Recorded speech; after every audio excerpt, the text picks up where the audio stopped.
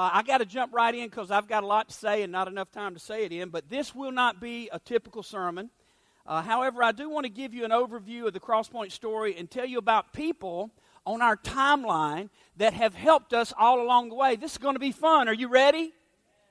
One of my favorite stories in the Bible comes from Genesis chapters 37 through 50. I alluded to this a little bit last Sunday in my excitement because I knew it was coming this week, and I tried to hold back and couldn't last week. But at 17 years old, God began to prepare Joseph for absolute greatness. Joseph was a gifted dreamer, a visionary, because he could see things in dreams that would ultimately, eventually, actually come to pass. Now, I want to elaborate on some things, and I want to emphasize some things. And this is one of the first sermons probably in 6 months that I've not used any other resources except what's up here, so this could be dangerous. Okay, it's just all what God, I just sat down and started writing this sermon, and I didn't pull from any of my books or any of my resources. I just went for what God put in my heart. So I'm going to just say it like it is, and there's no filter here today, okay? But having a dream does not mean that you're personally ready to experience the fulfillment of your dream. Dreams take time to become realities. You see, God plants a dream in you, but often has to raise you up to a spiritual level where you can facilitate that dream.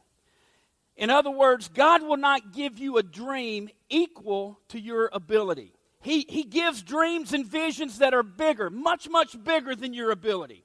He does that so that you'll lean into Him all along the journey and all throughout your life. He does that. If your dream is not bigger than your ability, then God didn't give it to you. God doesn't give dreams that you can handle on your own. He always is going to give you a dream that's bigger than you, okay? Because faith is always going to be a factor with God. The time it takes for a dream to be realized, that span from the time the dream is given until the time the dream is realized, that span is filled with challenges, obstacles, and overwhelmingly difficult days. Back to Joseph's story. One day, Joseph, at 17 years old, he had a couple of dreams. And the interpretation of the dreams were that one day his 11 brothers would bow down before him. Years later, that's exactly what happened, and most of you know that story. But Joseph, being young and a bit naive, he didn't know any better than to just share that with all of his 11 older brothers. And they were already jealous because the Bible says that Joseph was the favorite of his father Jacob. And I'm thinking it was probably because, Jacob was an old guy and now he's got this brand new baby. And I know what it's like to favor, when you're an old guy and you got this brand new baby in your family. And you kind of forget about, the one that was your firstborn son. And you just focus completely on the new baby.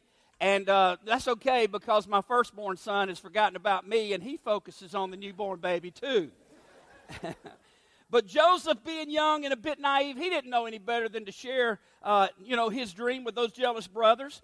And I want to tell you what I've learned about sharing your dream with the wrong people. The wrong people will laugh at you. They'll get angry. They'll be jealous that God has a plan for you that's different than His plan for them. And it doesn't matter what God's plan for you is. If it's not theirs, they're bothered by that. In fact, people with no vision or dream of their own will go out of their way to sabotage your dream. When Joseph told his brothers that he dreamed one day that they would bow down to him, they were furious and they began to plot against the little brother. One day Joseph is sent by his father Jacob to the fields to check on his brother. They see him coming in the distance, and he's so far away when they first spot him that they begin to plot a plan to kill their baby brother. They were that jealous and that conceived with, that overwhelmed with envy. But then they got to thinking and they rationalized together that if we get the blood of our baby brother on our hands, we'll never be able to live through that. And our father Jacob is so obsessed with our baby brother, our guilt will override us. So they decided to sell him as a slave. And then they go home and they tell their father that he was attacked by a lion and drug off into the bush, and this was all that was left of him, kind of a thing. A very dysfunctional family, as I told you last week. Joseph ends up in Egypt as a slave. His life there's like a roller coaster ride, up and down, a little bit of good, a whole lot of bad. He was maligned, accused of rape, one that he did not commit, thrown in prison and forgotten about. But ultimately, God used the gift that He gave Joseph to bring him to a prominent place in the land of Egypt.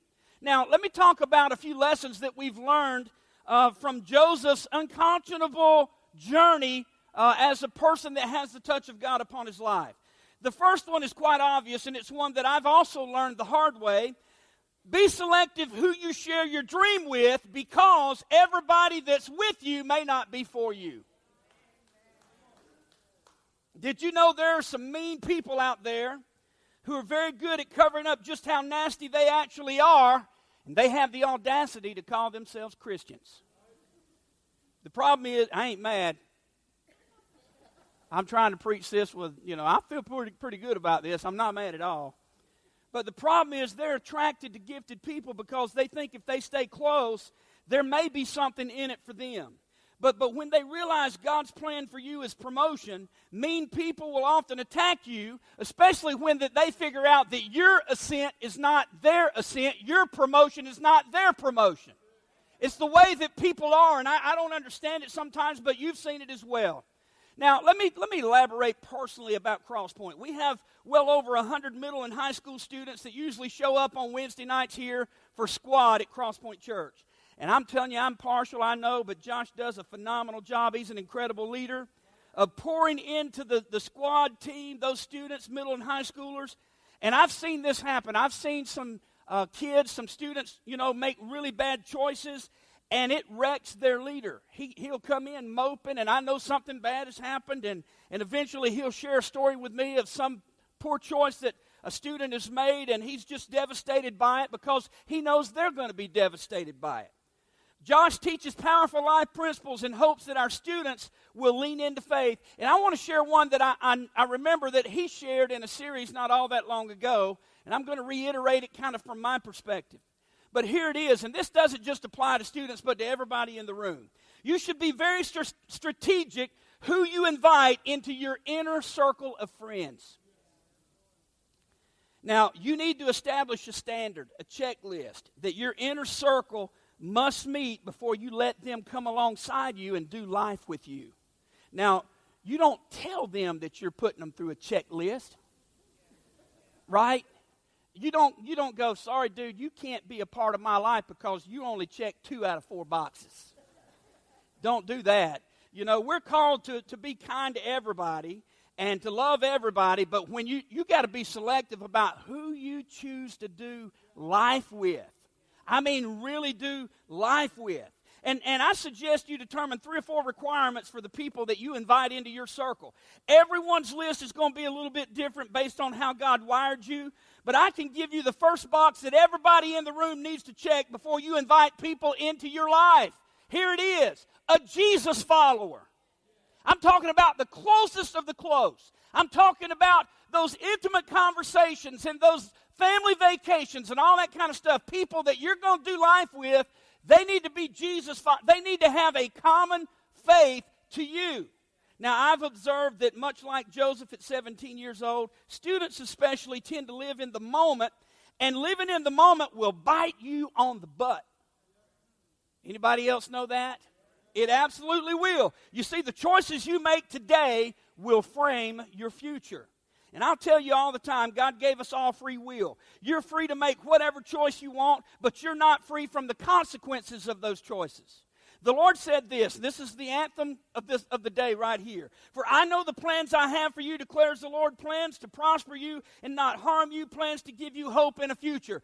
You need to realize if you invite people into your inner circle, people that you're going to do life with and be the closest with, if you do that without checking the right boxes, those people can slow down, impede, block, or delay the plans that God has for your life.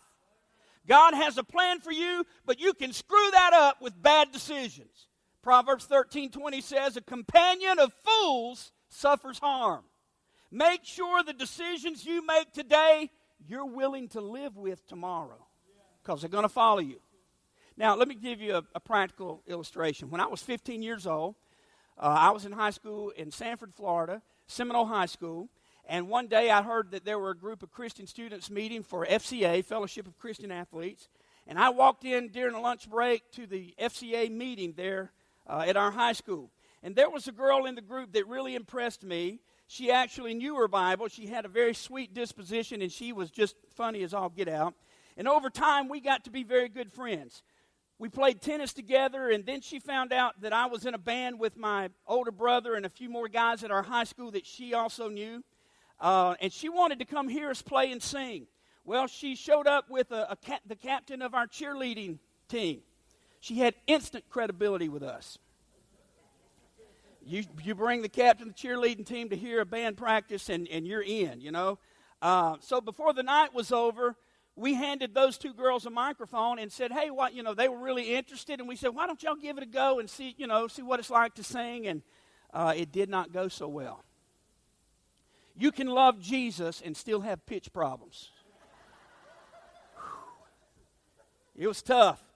Here's what we found out. When you give someone a microphone, it's really hard to get it back. Thus the reason we will never give Darrell Williams a microphone. We remained very good friends, me and this young lady. We both loved Jesus, and we often talked about God's plans for our future.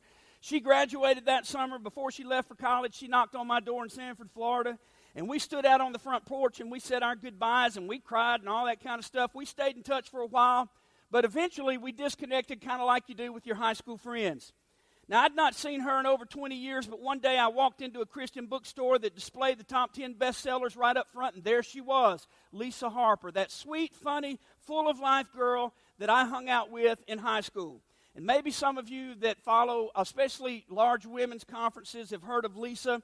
She's a highly sought-after speaker. In fact, she was recently a keynote speaker at the Hillsong Color Conference in Australia, and there were tens of thousands of women at this conference. Lisa travels the world, and she speaks in front of hundreds of thousands of people every year. Back in July, Stephen Furtick invited her to speak at Elevation, and she literally blew the roof off that place. I've watched that sermon a couple of times, and it was absolutely phenomenal. We reconnected about 8 years ago, and I told her that I wanted her to come to CrossPointe one weekend and speak here.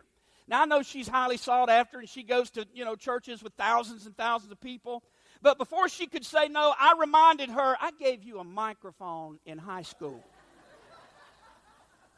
And you literally destroyed our band.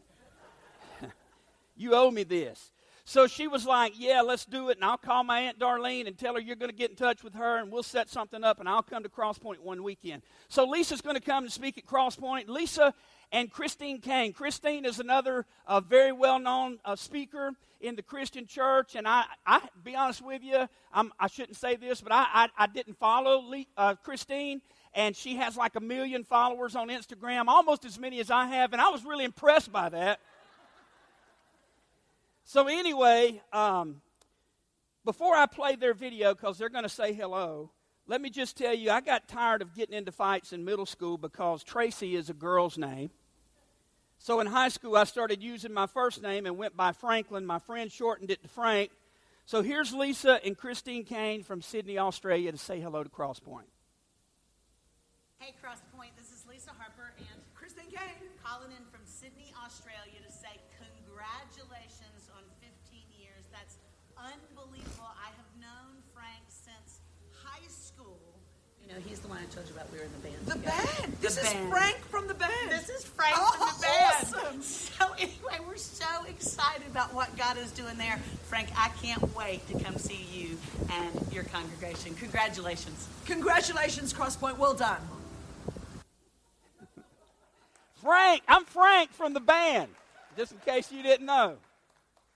Listen up, living in the moment with no thought for tomorrow is an anthem for this generation, but I want to tell you, and that was just an example of the point I'm trying to make, I want to tell you, the people you let into your life today, the choices you make right now will frame your future. Be good and kind, love everybody, but you need to be a lot more specific and a little bit more peculiar about who you decide to do life with. When Lisa comes, if you get a chance to talk to her, I'd like for you to help me out with a couple of things. Be sure to be really positive about our high school band because she remembers that a little bit differently than I do. And if you talk to her, just say, hey, I heard y'all were in a band together. PT said it was awesome, and the Lord will forgive you for that lie, okay? And also, I need all of you to call me Frank when she's here because she has no idea my name is actually Tracy, so... But let me remind you that God has a plan to prosper you, not harm you, to give you hope in the future. Now, one more thing before I move on, and I want to pull some principles out of this story. If you stomp on someone else's dream, throw it, throw them under the bus or down a well and then lie about it and say, I didn't do it, a lion came out and drug them into the bush, that doesn't make your dream bigger or better than theirs. In fact, it just makes you mean and vindictive, and mean Christians are not really Christians at all.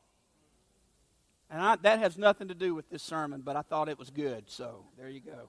Anyway, I graduated high school, literally married the girl of my dreams, and we started living the dream together. We preached revivals and crusades all over the southeastern U.S. for a couple of years. Then the denomination we were part of asked us to take a small church in Bradenton, Florida. After that, we moved to a church in Orlando, and then I was invited to come to North Carolina to be the pastor of a little country church called Gold Valley in Spring Hope. I loved living in Gold Valley. It's God's country. In fact, some of my best friends are still there, and they actually were sitting right over here last night. We had 6 of my former church family at Gold Valley that came out to celebrate with us last night, and it was awesome to get to see them. And we stood around for about an hour after everybody else left and had a great time last night. But here's what happened. In my 3rd year at Gold Valley, all hell broke loose in my life. I was as miserable as a preacher could be. Our church wasn't growing, and the way I was leading offered no hope for reaching more people. God was dealing with me about grace because I was a legalist. I thought that doing church meant you kept all the rules and you did everything right. You crossed the T's and you dotted the I's. Well, God used a wonderful couple to reach out to me, and they tried to steer me in the right direction there at Gold Valley, but I wasn't ready to understand the power of God's amazing grace. A few weeks later, I walked into a Lifeway bookstore, Christian bookstore in Rocky Mount, North Carolina, to buy communion cups, but God ordained that communion that month. And there was a display at the front of the store that had the book called The Grace Awakening by Chuck Swindoll. I went home and I started reading The Grace Awakening. And let me tell you, grace exploded in my heart. It was like a revelation that I needed. Sylvia was a bit freaked out because it was like somebody flipped a light switch on in a pitch dark room. But for me, I was just like blind Bartimaeus. I knew Jesus was close and I was ready for a breakthrough, so I was just screaming, Jesus, have mercy on me, have mercy on me. And Jesus said, what would you have me to do for you? And I said, Lord, that you would open my eyes so that I could see. And Jesus said, according to your faith, be it unto you, because I have a plan to prosper you, to give you hope and a future bigger than what you're in right now. Yes. My eyes were opened, and suddenly there was a grace awakening. About a year ago, I reached out to Chuck Swindoll, and I shared this story with him. His secretary asked me to write it up and send it in so they could share it on their radio program. I did, and they did. And then a few weeks ago, I reached out to Chuck and told him that I'd be sharing that same story of my grace awakening with CrossPointe today. So he sent a greeting, and I'd like for Sylvia to come and share it with you. Dear Tracy, it is with great delight that I write this letter congratulating CrossPointe Church on 15 years of faithful, grace-filled ministry to the good folks in Fayetteville, North Carolina, and beyond. I pray our Lord's richest blessings upon CrossPointe Church, upon you, Tracy, as you continue to lead your congregation, and upon those whose lives have been and forever will be changed through the uncompromised preaching of the gospel of Jesus Christ. May grace abound as you celebrate this significant milestone for your church. Warmest regards, Chuck Swindoll. Cool. Chuck is one of my heroes. He helped steer me in the right direction. When I wouldn't listen to anybody else, I was willing to listen to him.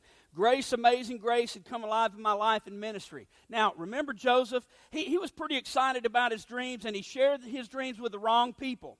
I was so excited about my newfound grace discovery that I worked it into literally every sermon after that and really pushed the limits in another denominational church that wasn't quite ready for all of that. The next thing you know, the door closed on us there, and God gave us a dream for another church. This is where y'all come in. A church where we could tell people, It doesn't matter where you've been. It doesn't matter what you've done. God's more concerned about your future than He'll ever be about your past. And you can belong before you believe. We wanted this to be a place where every person who drives under our cross and walks through our doors would be welcome, wanted, and valued, regardless of where they were on their spiritual journey. But I had never started a church before, and I needed some help. So God began to strategically move people into my life. I remember before we ever had our first service at CrossPointe, I got a call from a really close friend. He was a prominent leader in the denomination that the doors had just closed on us from, and he called to just encourage me. And that was kind of to his own detriment because it was kind of a hostile environment back then, and so he reached out when probably it would have been better for him not to. But he said, Tracy, you can do this. You're responsible now for a group of people that God's going to place under your care and in your ministry. He said, be brave and courageous, and God will direct your steps. My friend's name is William Wilson. Today, he's the president of Oral Roberts University. ORU maintains a student enrollment of 4,000 to 5,000 every year, offers 65 undergraduate degree programs along with a number of master's and doctoral degree programs.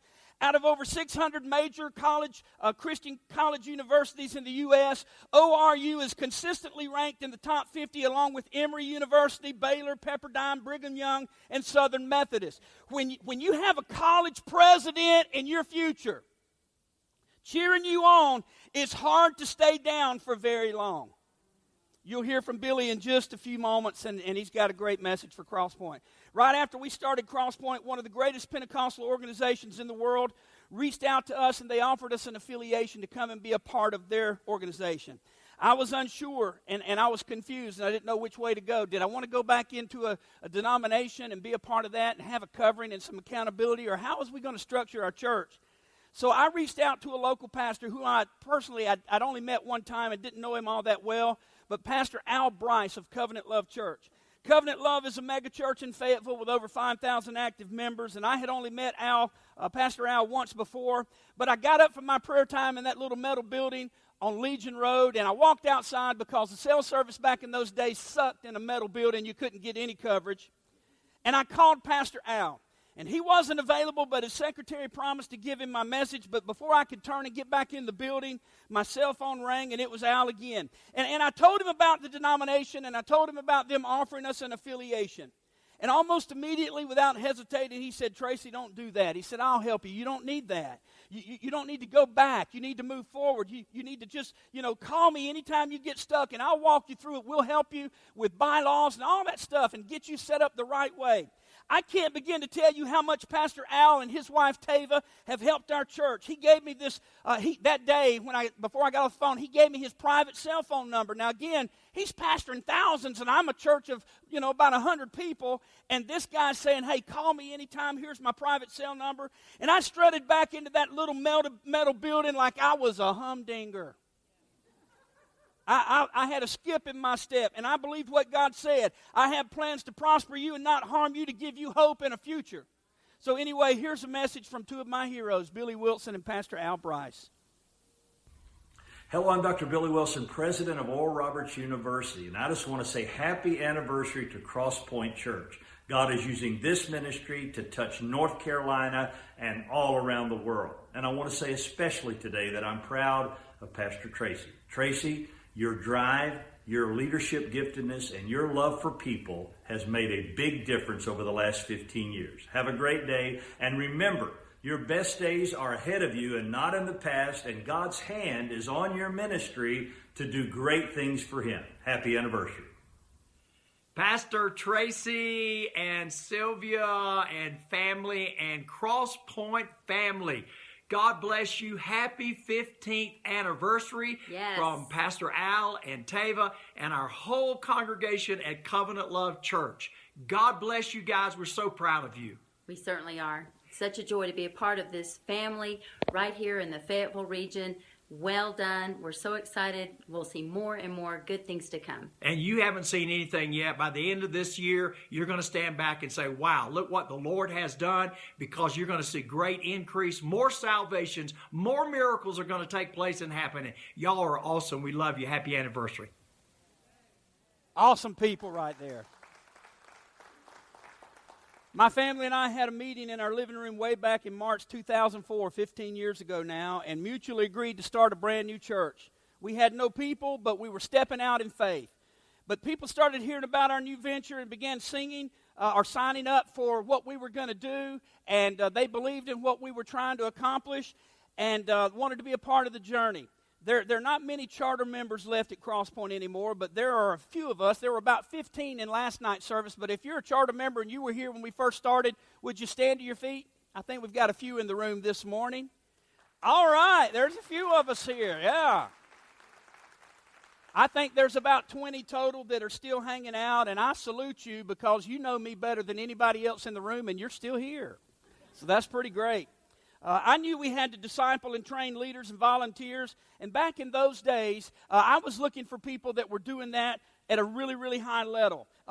And so I heard about Saddleback Church in Southern California, and I hopped on a plane and headed to Southern Cal to meet Rick Warren and to learn everything I could learn about discipling believers. And a big part of our ministry model today is very similar to that of Saddleback Church. I reached out to Rick to thank him for the help and the inspiration. I reminded him of our encounter several years back. He remembered us, and so he sent us a really nice greeting, and Josh is going to come and share that with you. He writes, Pastor Tracy and CrossPointe Church, congratulations on celebrating your 15th year anniversary. Way to go. God is using your church in a great way to fulfill his purposes for his kingdom. Thanks for being an example of what matters most, transforming our world by changing lives for Christ. Many people will spend eternity in heaven because CrossPointe was faithful to reach out to the lost and the hurting. I'm encouraged by the incredible sense of hope, energy, and joy you're experiencing by discovering what God put us on this planet to do.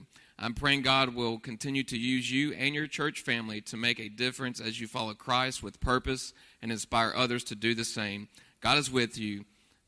Signed, Pastor Rick Warren, Saddleback Church. Cool. Rick's book, The Purpose-Driven Life, is still a #1 bestseller on the New York Times, and I think about 35 million copies and still running. If you don't have a copy of that book, you should. It'll change your life just as it did our church. When we moved our church to the old YMCA building in Hope Mills, we experienced growth, but I found out not everybody that comes to church is sent by God. Sometimes the devil sends people to try to stop what God is doing. And again, everybody that is with you may not be for you. And sometimes you can be tempted, listen, I'm just speaking from my own experience, but you can be tempted to compromise what you believe to hold on to people that you need to let go. That's true for everybody in the room. That takes us back to Joseph's story. He had the favor of God on his life even after being sold into slavery. He ended up serving Potiphar, the captain of the palace guard, and everything Joseph did was he was highly favored by God. I mean, he was experiencing the favor of God. Therefore, everything in Potiphar's house was reaping the benefits of God's favor just on Joseph's life, and he recognized that. And the Bible says that Joseph was a handsome guy. He was physically fit. Trying to give you a picture so you could relate. Potiphar's wife made a play for Joseph, and she pleaded with him to come to bed with her. He refused, saying that his master had entrusted him with everything in the palace and had withheld nothing from him except her, his wife. But she was relentless and apparently angered when he continued to refuse her. So one day, she literally tries to pull Joseph into her bed. She grabs a hold of his garment and doesn't let go. He ran and left his garment behind, but she showed his garment to Potiphar, her husband, and she cried rape. Joseph ended up in prison. He had to be wondering what God was up to, but he continued to be faithful, and God showed him favor even in a dungeon. Now, most of you were not around when about half of our church tried to drag us right back to a dungeon that God had delivered us out of. Like I said, I was trying to hold on to people that I needed to let go. And I didn't know what to do, but I stumbled upon a DVD series by Jim Cymbala on prayer. And I shared it with our small Wednesday night crowd. There was usually only 20 or 30 of us, but I thought if I can get 20 or 30 people praying at CrossPointe, God can give us a breakthrough. And that's exactly what happened. God gave us a breakthrough, the one that we were looking for, and He began to move some problems out and help me to refocus on our dream and what He called CrossPointe to do. When it was all over, I sent an email to Jim Cymbala to let him know how much that his ministry had helped our church. And again, much to my surprise, he emailed me back and he said, "Pastor, why don't you bring your leadership team to Brooklyn Tabernacle, sit in our weekly staff meeting, and then attend our Wednesday night prayer with about 1,500 other people from the Brooklyn Tabernacle Church?" I jumped up from my desk after reading his email. I ran into Sylvia's office, really composed, and said, "We going to New York." Yes. We rented a van which was loaded with mostly women. Let me just say, because it needs to be said, you haven't lived until you've tried to navigate New York in a 15-passenger van into Brooklyn with a bunch of old women telling you how to drive. I'm just saying. But Jim Cymbala taught me how to pray again, how to really get a prayer through. It was a powerful time. I mean, really, how to get a prayer through. He's been a great friend of this ministry. Most of you have heard of Jim or the Brooklyn Tabernacle Choir led by his wife, Carol. Sylvia and I got to sit down and have dinner with them. It was a wonderful time. 6 Grammy Awards and 5 Dove Awards. And Jim has a message for you guys today. Congratulations to Pastor Pounders and the CrossPointe Church congregation on a great milestone, 15 years of serving the Lord Jesus Christ. Congratulations from Pastor Jim Cymbala, my wife Carol, and the entire Brooklyn Tabernacle congregation. Amen. Awesome. Y'all didn't know I was so connected, did you? You just thought I was a hick from the sticks. I know exactly what you thought. Sometimes you get in ministry and you get stuck. You go through dry seasons. It happened to Joseph time and time again, and it's happened to CrossPointe all along the way, okay? And I want you to see this, and I want you to get it. God brought people into Joseph's life during the worst of times, and He's done that for us over and over again. About 18 months ago, we hit a wall that I didn't see coming. I felt defeated, depleted, busted, bruised, and battered. It was a bad wall. That's when God strategically placed Perry Noble in my life. Perry is the founding pastor of New Spring Church in Anderson, South Carolina. At the peak of their growth and all that God was doing there, that they had 18 campuses and somewhere around 50,000 members. We attended a conference at New Spring right before Perry was let go by his board. I felt like they should have given him a sabbatical and given him time to work things out, but that's just me, and I'm a mercy, grace-filled guy these days. There were 3,000 pastors at that conference in the room, and when I heard Perry speak, man, I was just blown away. And Josh will tell you, and Micah, he would speak, and I'd lean forward, and I'd say, "I love this guy because he was so much like me. He's real rough around the edges, and he just speaks from his heart, and he tells it like it is." But he got let go through some issues and problems of a church that he founded, which I felt like was totally wrong. But one day, about 18 months after the conference, after he had been out of ministry for about a year, Josh walks into my office and he says, "Hey, you want to go and meet Perry Noble?" And I was like, "Yeah." And he says, "Well, he's invited us to come down to Anderson. He started a brand new ministry, and he's helping churches that feel stuck get unstuck, and he's doing a phenomenal thing to help churches grow." And I said, "Man, I'm all in." So me, Micah, Josh, and Brother G, we went down and we spent 2 days with Perry in Anderson. Now, Perry helped me get personally unstuck in ministry, and he inspired me to press on in pursuit of my vision. And I told Perry about my father's encounter with Bigfoot. True story, down on the Okefenokee Swamp, and that's a great story. Perry didn't believe it any more than what you're going to believe it when I tell you someday, because he doesn't believe in Bigfoot, but me and his secretary, Logan, we had some great stories to share about Bigfoot. And then I told Perry another story about a little confrontation I had in a Sam's Club parking lot. I don't know if you've ever heard about that. And we just clicked. He's like, "Man, I so want to do that someday." He said, "I think it'd be therapy just to pull somebody out of a car and beat them down." And so, I didn't encourage him any because there are some legal ramifications to all that.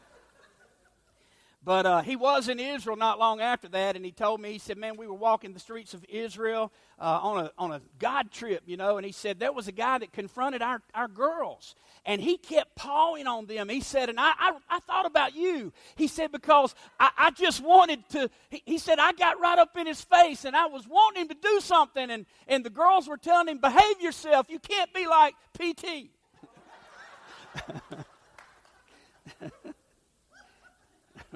That's a true story. Since we first met with Perry, CrossPointe has increased weekly attendance by over 300 people.